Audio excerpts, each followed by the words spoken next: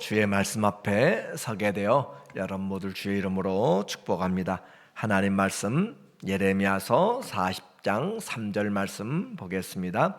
여호와께서 그가 말씀하신 대로 행하셨으니 이는 너희가 여호와께 범죄하고 그의 목소리에 순종하지 아니하였으므로 이제 이루어졌도다.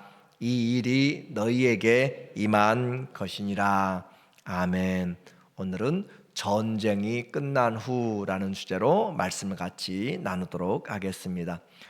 북이스라엘의 기원전 722년에 북이스라엘이 멸망하고 그로부터 136년이 지난 다음 기원전 586년에 남쪽의 유다도 멸망을 하게 되었습니다.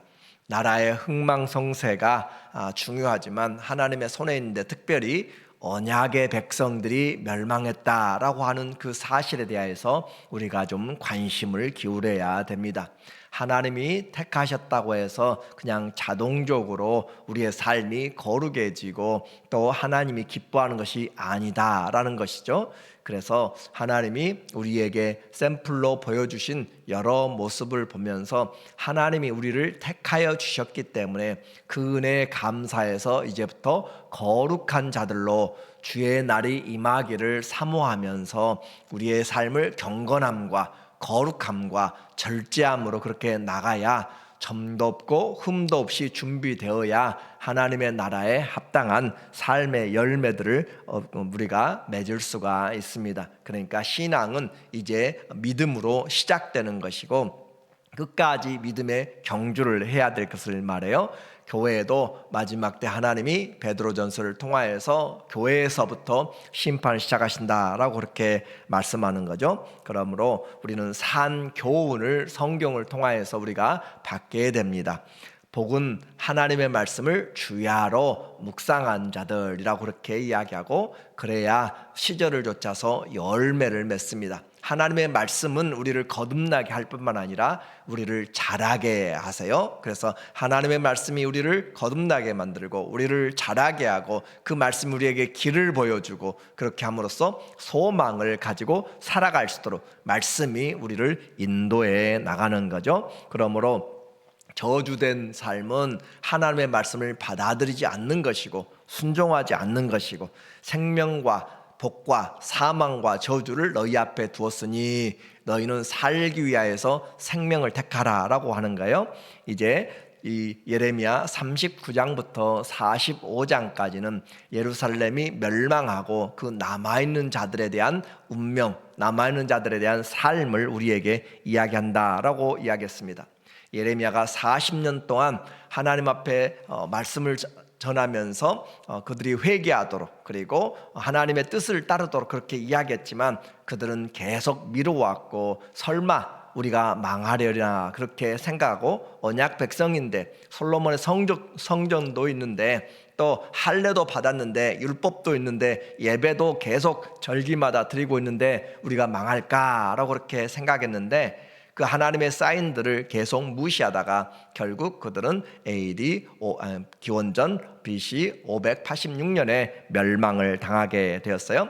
시드기야의 그 삶을 보면 왕으로서 그가 하나님의 말씀을 마지막까지 하나님이 침략을 바벨론의 침략을 허락하시고 마지막 순간까지 회개할 수 있는 기회를 마지막 기회를 줬습니다. 예루살렘에서 1년 반 동안 적들이 포위를 하고 있었고 그리고 그 거의 공격이 끝나갈 무렵에도 예레미야가 그에게 지금 항복하면 왕도 살고 성도 불타지 않고 자녀들도 그 왕의 모든 가족들도 다 살게 됩니다 라고 그렇게 이야기했는데 그 시드기야는 그 말을 듣지 않고 결국은 함락되었고 두 눈이 뽑히고 자녀들이 자기 앞에서 죽임을 당하고 쇠사슬로 끌려가는 그런 처참한 모습을 우리에게 39장에서 이야기했어요. 그러니까 그와 같은 메시지가 하나님의 심판을 그가 지금 이렇게 아들들이 죽어가고 두 눈이 뽑히고 끌려가는 모습을 그가 눈으로 그렇게 확인을 했다면 그것을 그렇게 정말로 이루어질 줄 알았다면 100번 1000번이고 회개하고 하나님 말씀을 들었을 것인데 그러지 않았다라고 했습니다. 시드기야의 일만이 아니라 오늘 우리의 모습도 마찬가지예요. 우리도 곧 가까이 주님이 오셨고 또 우리도 주님 앞에 설 날이 가까이 분명히 사람이 한 번 사는 것은 정한 것이 그 후에는 심판인데 그 하나님의 심판대 앞에 설 것을 내가 어떤 결과를 받을지 어떤 삶의 모습들로 나타날지를 조금만 생각해서 본다면 주여 주여 한다고 다 하나님 나라 들어갈 것이 아니다. 불법을 행한 자들, 하나님의 뜻과는 관계없이 행한 자들, 그런 것들을 내가 한 번만 좀 주의 깊게 본다면 지금이 기회인 것을, 지금이 은혜 받을 만한 것을 알게 된다고 그랬어요. 전쟁이 끝났습니다. 40장 1절에 보니까 사령관 느부사라단이 예루살렘과 유다의 포로를 바벨론으로 옮기는 중에 예레미야도 잡혀 사슬로 결박되어 가다가 라마에서 풀려난 후에 말씀이 여호와께로부터 예레미야에게 임하니라. 그래서 남아있는 사람들은 가난하고 전혀 능력이 없는 사람들, 그래서 그런 사람들만 빈천한 자들, 성경에 단어대로 빈천한 자들만 남겨놓고 나머지 사람들은 전부 잡아가고 또 죽이고 했던 전쟁의 결과입니다. 전쟁의 패자는 말이 없다라고 그렇게 이야기했어요. 재산 피해뿐만 아니라 가장 소중하게 여기는 생명들까지 다 사라지게 되고 또 가정이 깨지고 가족의 생사를 알 수 없게 되는 거죠. 내가 소중하게 여겼던 것들이 전혀 내 마음대로 할 수가 없게 됩니다. 내 집이지만 내 마음대로 들어갈 수 없고 내 몸이지만 내 마음대로 가고 싶은 대로 가지를 못하고 주권이 바꿔지게 된 것이에요. 그래서 내 생명이라고 여겼던 것조차 정복자의 손에 의지해야만 되고 내가 가고 싶지 않아도 끌려가게 되는 것이에요. 이것이 바로 패자의 운명입니다. 전쟁의 삶, 우리는 좋은 쪽으로 이제 해석을 해서 주님이 우리에게 오셨고 우리가 주님에게 항복한 자들이 된 것이에요. 주님 우리에게 승리자가 되었으면 우리의 삶을 주님이 쓰시도록 그렇게 해 놓아야 되는 것이 전쟁의 패자가 되는 것이죠. 영적인 전쟁에서 하나님이 승리하셨습니다. 그런데 그 승리자로 우리에게 생명을 주셨고 자유를 주셨어요. 이미 재물인데 주님이 우리에게 산 재물로 허락했어요. 그래서 마음에 원하고 기뻐하는 대로 할 수 있도록 그렇게 해 놓았습니다. 주님의 다스림이고 주님의 허락을 받아야 움직일 수 있고 주님의 허락을 받아야 내가 이것도 하고 저것도 할 것인데 우리는 그와 같은 주님이 우리의 주님에도 불구하고 내 마음대로 살아가는 것이 바로 주님의 이 승리자의 하나님께 영광을 돌리지 못하는 것이죠. 성령의 소욕과 육체의 소욕이 이렇게 싸우고 있을 때 우리는 성령의 이끌림을 받아야 우리가 승리할 수가 있습니다. 그래서 전쟁도 이겨야 될 전쟁이 있고 내가 패해야 될 전쟁이 있어요. 육신의 전쟁에서는 우리가 승리해야 되는 것이고 성령과의 전쟁에서는 내가 패해야 되는 것이에요. 그래서 하나님이 우리에게 말씀하시는 바 이제 이곳에서 끌려가는 중에 예레미야가 풀려나게 되었다라고 그렇게 말씀하는데 거기에 여호와께로부터 예레미야에게 말씀이 임하니라. 자, 하나님의 말씀은 언제나 임하였습니다. 하나님의 말씀은 예레미야가 시드기야 왕 앞에 있을 때든지 예레미야가 궁정의 그 시위대 뜰에 갇혔을 때든지 또 물 없는 구덩이에 빠졌을 때든지 또 예레미야가 지금 포로되었을 때 끌려갈 때든지 하나님의 말씀이 임하고 있다라고 하는 사실은 얼마나 중요한지 몰라요? 하나님은 지속적으로 우리의 상황과 상관없이 하나님의 사람에게는 지속적으로 말씀이 들려지고 있다라는 사실이 우리에게는 위안이 되고 은혜가 되는 것입니다. 하나님의 사람에게는 하나님은 항상 말씀하신다는 것이죠. 그렇게 하나님이 말씀이 우리에게 들려졌는데 오늘 이제 또 다른 사람에게 하나님의 뜻이 들려지게 돼요. 2절에 보니까 사령관이 예레미야를 불러다가 이르되 내 하나님 여호와께서 이곳에 이 재난을 선포하시더니 예레미야가 선포한 것이죠. 이곳에 예루살렘에 이 재난을 선포하시더니 여호와께서 그가 말씀하신 대로 행하셨으니 이는 너희가 여호와께 범죄하고 그의 목소리에 순종하지 아니하였으므로 이제 이루어졌도다. 이 일이 너희에게 임한 것이니라. 때로는 하나님이 원수들의 입을 통하여서 때로는 말을 안 들을 때는 하나님이 나귀의 입을 통하여서 입을 열어서 순종하지 않은 것을 책망하는 것을 보게 됩니다. 그러므로 지금 적장의 입에서 나오는 말이 너희가 하나님께 범죄하고 그 목소리에 순종하지 아니하였기 때문에 이와 같은 지금 패망의 현장을 맞이하고 있다. 참 부끄러운 이야기예요. 그래서 교회가 교회되지 못할 때, 성도가 성도지 못할 때 오히려 세상이 우리에게 하나님을 잘못 섬긴 결과다라고 그렇게 이야기한다면 얼마나 부끄럽고 창피한지 모릅니다. 그러므로 부끄러운 것이지만 사실인 것이에요. 이제 본토에 남아있는 사람들, 그렇게 전후의 책임자로 전쟁이 끝나고 책임자로 그다랴라고 하는 사람에게 맡겨졌어요. 그래서 4절에 보면 보라, 내가 오늘 내 손에 사슬을 풀어 너를 풀어주노니 만일 네가 나와 함께 바벨론으로 가는 것을 좋게 여기거든 가자, 내가 너를 선대하리라. 만일 나와 함께 바벨론으로 가는 것을 좋지 않게 여기거든 그만두라. 보라, 온 땅이 네 앞에 있나니 네가 좋게 여기는 대로 옳게 여기는 곳으로 갈지니라 하니라. 그래서 예레미야에게 특별한 기회를 주었습니다. 선택의 기회예요. 그리고 그 예레미야를 통하여서 이제 그다랴에게 모든 행정과 일들을 맡겼기 때문에 그에게 가도록, 그래서 총독에게 가도록 그렇게 말해요. 6절에 예레미야가 미스바로 가서 아히감의 아들 그다랴에게로 나아가서 그 땅에 남아있는 백성 가운데서 그와 함께 사니라. 자, 바벨론으로 포로로 끌려가면 그곳에서 예레미야에게 아주 좋은 대우를 해준다라고 그렇게 이야기를 하고 있고, 그러나 예레미야는 남아있는 자들, 남아있는 사람들은 빈천한 자들이라고 했어요. 그들과 함께 있기를 원하는 것이에요. 그래서 들에 있는 모든 지휘관과 그 부하들이 바벨론 왕이 아히감의 아들 그다랴에게 그 땅을 맡기고 남녀와 유아와 바벨론으로 잡혀가지 아니한 빈민을 그에게 위임하였다 하는 말을 듣고, 이렇게 전쟁이 끝났지만 이제부터 또 새로운 전쟁이 시작됩니다. 권력 다툼이 있게 되고 또 자기들의 뜻을 좇아서 살아가게 되는, 그래서 한 번의 큰 시기, 큰 심판이 끝났다고 해서 그것으로 모든 것이 된 것이 아니라 그 다음에 우리는 또 다른 크고 작은 일들이 얼마나 찾아와서 새로운 전쟁이 시작되는지 몰라요. 그래서 이 땅은 전쟁이 끊이지 않고 이 땅은 시험이 끊이지 않습니다. 우리가 다 살아있기 때문에 그래요. 그래서 수고와 슬픔뿐이다 라고 하는 것처럼 이와 같은 나라가 패망해서도 그 나라에 남아있는 자들은 또다시 정권을 향하여서 다시 전쟁을 시작합니다.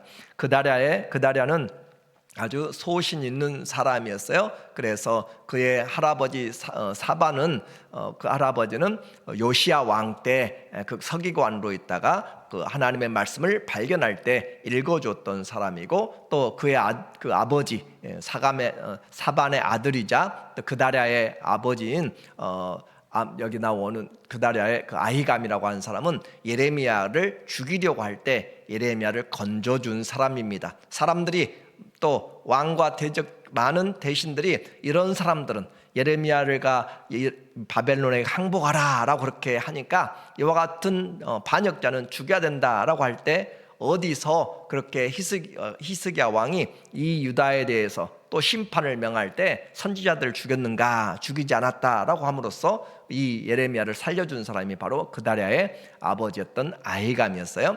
그리고 이 그다랴는 이제 총독이 되어서 남은 백성들을 치리하면서 경제적인 부흥을 준비합니다. 그래서 많은 열매들을 거두게 하고 준비하고 그렇게 하는데, 그를 찾아온 사람들이 있어요. 13절에 보면 가레야의 아들 요하난과 들에 있던 모든 군 지휘관들이 미스바에 사는 그다랴에게 이르러, 그래서 대표적으로 찾아온 두 사람인데 하나는 이 요하난이라고 하는 사람입니다. 요하난이라는 사람이 그 흩어졌던 사람들, 지휘관들과 또 도망갔던 난민들, 그런 피난민들을 모아서 이 그다랴에게 왔고, 또 한 사람이 왔는데 14절에 그에게 이르되 암몬 사람의 왕 바알리스가 내 생명을 빼앗으려 하여 느다냐의 아들 이스마엘을 보낸 줄 내가 아느냐 하되 아히감의 아들 그다랴가 믿지 아니하더라. 이 이스마엘이라고 하는 사람, 우리가 내일 다음 주에 보겠지만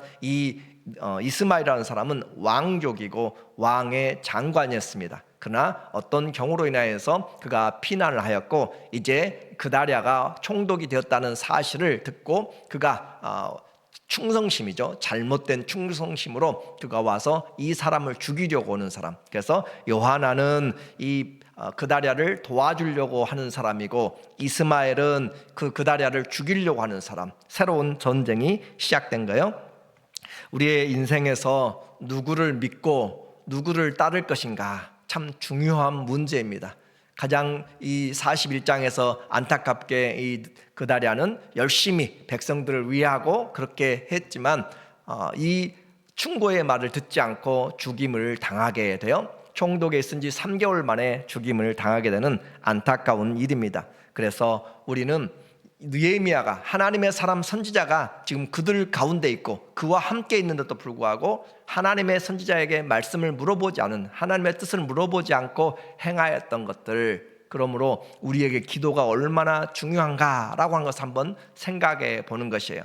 우리에게 하나님의 사람이 있음에도 불구하고 그리고 하나님께 기도할 수 있음에도 불구하고 자기가 판단하고 이 사람은 괜찮을 거야 라고 그렇게 생각할지 모르지만 우리는 하나님의 사람들과 또 내가 만나야 될 사람들, 내가 만나고 이 사람은 내가 보니까 괜찮아, 아무리 겉으로 봐도 속을 알 수가 없습니다. 오직 했으면 10길 물속은 알아도 한 길 사람은 모른다, 마음은 모른다 할 정도로 사람은 우리는 다 그렇게 가장하고 외식하고 그렇게 속고 속이는 자기 때문에 그래요. 그러므로 내가 오늘도 누구를 만날 것인지, 내가 누구와 교제를 하면서 신앙생활을 할 것인지 기도하면서 하나님, 우리의 발걸음을 악인의 꾀를 좇지 않고 죄인의 길에 서지 않고 오만한 자의 자리에 함께 앉지 않도록 주님, 우리의 발걸음을 믿음과 사랑과 선행으로 격려하면서 그리고 의로움과 깨끗함으로 주를 부르는 자들과 함께 우리가 신앙생활을 하라라고 그렇게 하는 것이에요. 그래서 이렇게 경고를 했어요. 요하난이 와서 저 사람이 지금 암몬 사람, 암몬은 이스라엘과 적이잖아요. 그 암몬 사람의 왕의 사주를 받고 지금 이스마엘이 와서 당신을 죽이려고 왔는데 그 사람을 우리가 먼저 죽여야 된다. 그렇지 않으면 당신이 죽게 됩니다 라고 그렇게 경고를 했는데 16절에 말하기를 그러나 아히감의 아들 그다랴가 가레야의 아들 요하난에게 이르되 네가 이 일을 행하지 말 것이니라. 네가 이스마엘에 대하여 한 말은 진정이 아니니라 하니라. 그러니까 이 사람은 이스마엘이 왕족도 되고 또 왕의 장관도 되었고, 그래서 아니면 어떤 관계로 인하여서 그는 이 사람을 신뢰하였습니다. 그러나 비참하게 죽임을 당하고 말아요. 이제 우리 인생에서 잘 분별하는 것, 하나님의 기도 없이는 우리가 할 수 없습니다. 그리고 또 하나 우리가 기도해야 될 것은 어떤 지도자가 세워지느냐, 참 중요한 일이에요. 그래서 나만 괜찮으면 되는 것이 아니라 우리 이 공동체를, 이 지역을, 또 이 땅을 이끌어가는 그 지도자들을 위해서 기도하는 것, 선한 리더십이 되어야 올바로 세워집니다. 그래서 우리는 충성심이냐 신앙이냐 잘 분별을 해야 돼요. 많은 사람들이 충성심이 좋아요. 그러나 그 충성심보다 더 앞서는 것이 우리는 하나님의 뜻이 무엇인가 라고 하는 것이에요. 바벨론 원수들에게 예루살렘이 항복하고 시드기야와 이 남유다가 항복하는 것은 충성과 맞지 않는 것이에요. 그러나 하나님은 그들을 심판하기 위해서 가서 항복하라고 이야기합니다. 그리고 시드기야 왕 때 5개 지역의 사절단들이 와서 함께 반바벨론의 그런 동맹을 맺자라고 그렇게 하였어도 하나님은 멍해를 만들어서 그 사신들에게 다 주면서 바벨론 왕에게 항복해야 산다라고 그렇게 이야기해요. 우리의 종교, 우리의 신앙, 우리의 충성심, 나라 사랑하는 것 좋아요. 우리의 그 배운 것들, 그러나 우리의 지식, 그 경험 어떤 것보다 신앙이, 하나님의 뜻이 우리에게 더 우선순위가 된다는 사실을 우리는 기억해야 됩니다. 그래서 하나님의 말씀이면 내가 이것도 하고 저것도 하리라 라고 하는 것이 내가 올바로 전쟁에서 패한 전쟁에서 패한 자가 주권이 하나님께 있음을, 그래서 이제는 내가 사는 것이 아니고 내 안에 그리스도가 사신 것, 내 안에 주님이 사신 것을 내가 기억하면서 그 믿음으로 사는 것이 올바른 영적인 전쟁에서 패한 우리가 성령을 따라서 사는 것이에요. 그래서 위정자들을 위해서 기도하고 교회의 영적인 리더십들을 위해서 기도하고, 특별히 가정의 리더들, 가정의 영적인 제사장들이 올바로 서고 올바로 분별해야 이 가정도 살고 지역사회도 살고 다 살게 돼요. 그런데 그렇게 올바로 살려면 어떻게 해야 돼요? 하나님의 뜻이 무엇인가? 지금 다가오는 이런 국제정세, 이런 환란에서, 이런 어려움들에서, 이런 사건들에서 사람들은 이렇게 이야기해요. 사람들은 이렇게 이 방법이 좋다고 이야기하지만 그러나 우리는 하나님께 나가야 돼요. 사람들을 아무리 많아도 하나님 앞에 나가서 묻고 주 앞에 해야 되기 때문에 인생이 기도하지 않고 사는 것처럼 어리석은 것이 없고, 기도하지 않고 사는 것처럼 위험한 것이 없습니다. 우리는 누가 뭐라고 하든지 하나님의 말씀이 우리의 길이 되어야 되는 것이고, 그 말씀을 따라갈 때 우리가 거듭날 뿐만 아니라 성장하게 되고 길을 갈 수가 있다라고 했어요. 오직 하나님을 순종함으로 그분과 동행하는 것, 에녹이 하나님과 300년을 동행한 것처럼 오늘도 우리에게 하나님 앞에 믿기로 작정하고 주님 앞에 우리가 패하였고 주님이 승리자가 됐다면 그 주님 앞에 우리가 맡겨서 주님이 모든 순간에 우리의 목자가 되시고 매일매일 주님과 동행하는 그런 우리의 주권이 하나님께 있는, 그리스도에게 있는 그런 참된 믿음의 삶, 순례자의 삶이 되시기를 예수님의 이름으로 간절히 축원합니다. 아멘. 기도하겠습니다. 하나님 아버지, 우리가 누구를 만나며 무슨 일을 해야 될지 우리 주님 앞에 기도합니다. 기도하지 않으면 우리의 가정도 우리의 인생도 하나님 또 다른 시험, 또 다른 일들에 넘어질 수밖에 없습니다. 매 순간 우리에게 찾아오는 그런 일들에 우리의 목자가 되신 주님 앞에, 진리 되신 하나님의 앞에 우리가 날마다 기도함으로 나는 죽고 주님의 뜻이 살게 하여 주시고 매일매일 주님과 동행하는 믿음의 삶 되게 하여 주시옵소서. 예수님의 이름으로 기도합니다. 아멘.